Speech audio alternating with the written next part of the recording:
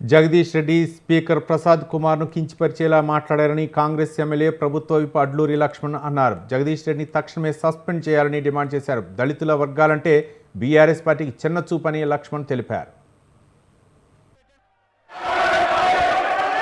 అధ్యక్ష, మీరు వాళ్ళని కూర్చోబెట్టి నాకు మైక్ ఇస్తే మాట్లాడతారు అధ్యక్ష.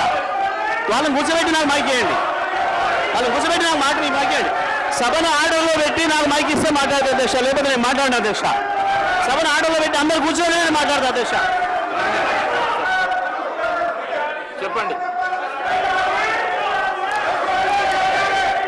ఒక్క నిమిషం చెప్పండి. చెప్పండి జగదీశ్వర్ రెడ్డి గారు. జగదీశ్వర్ రెడ్డి గారు.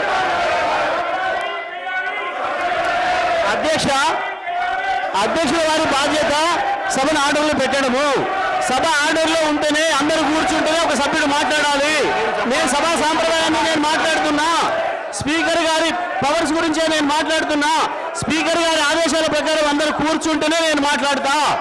గౌరవ స్పీకర్, మా దళిత వర్గానికి చెందినటువంటి మా గౌరవ స్పీకర్ గారిని అవమానపరిచినందుకు బేషరతుగా క్షమాపణ చెప్పాలని చెప్పి కోరుతున్నాము. ఎందుకంటే అధ్యక్ష, ఈరోజు 10 సంవత్సరాలు ఈ రాష్ట్రంలో వారు అధికారంలో ఉన్నారు. చైర్కు గౌరవించాల్సిన కనీస మర్యాద లేకుండా పిట్ట కథలు చెప్పుకుంటూ స్పీకర్ గారిని ఏకవచనంతో మాట్లాడినట్టు సందర్భంలో పట్ల తక్షణమే జగదీష్ రెడ్డి గారిని సస్పెండ్ చేయాలి. గతంలో జరిగిన సభలో మా యొక్క సంపత్ కుమార్ సభ్యుడు పేపర్ ఇటు పైకి ఎసిరేసినందుకే ఆయన శాస్త్రీయ సభ్యత్వం రద్దు చేసే విధంగా సస్పెండ్ చేసిన అధ్యక్ష. జగదీశ్వర్ రెడ్డి గారు తక్షణమే సస్పెండ్ చేయాలని చెప్పి మిమ్మల్ని కోరుతున్నాం అధ్యక్ష. దళితులపై జరిగినటువంటి అవమానాన్ని యావత్తు దళిత జాతికి క్షమాపణ చెప్పాలి.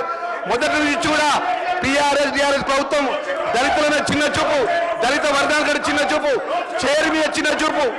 ఈరోజు జగదీశ్వర్ రెడ్డి గారు మాట్లాడిన మాట విషయం తక్షణమే ఆయన సస్పెండ్ చేయాలని చెప్పి డిమాండ్ చేస్తున్నాం అధ్యక్ష.